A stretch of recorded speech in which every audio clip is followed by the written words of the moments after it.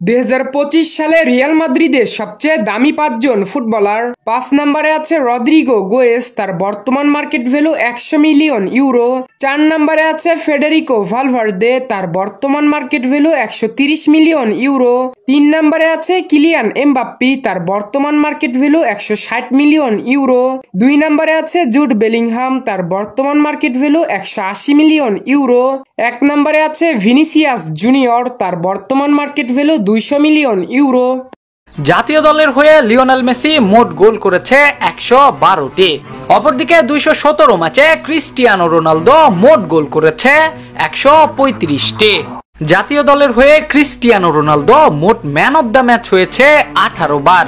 অপরদিকে আর্জেন্টিনার হয়ে লিওনেল মেসি মোট ম্যান অব দ্য ম্যাচ হয়েছে 46 বার। জনপ্রিয় 3 জন ফুটবলার যারা কখনো লাল কার্ড দেখেনি। 3 নম্বরে আছে জার্মানির ফুটবলার ফিলিপ লাম।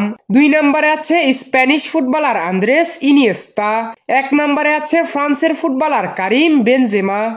ভিনিসিয়াসকে নিয়ে ম্যান সিটির কোচ পেপ গার্দিওলা বলেন, ভিনিসিয়াস জুনিয়র দুর্দান্ত খেলোয়াড়। চ্যাম্পিয়ন্স লিগে নকআউট পর্বে ভিনিসিয়াসের পারফরমেন্স যেকোনো দলের ভয়ের কারণ।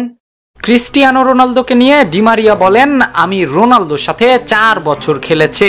সে সবসময় নিজেকে সেরা বলে দাবি করত, তবে ইতিহাসের সেরা খেলোয়াড় লিওনেল মেসি।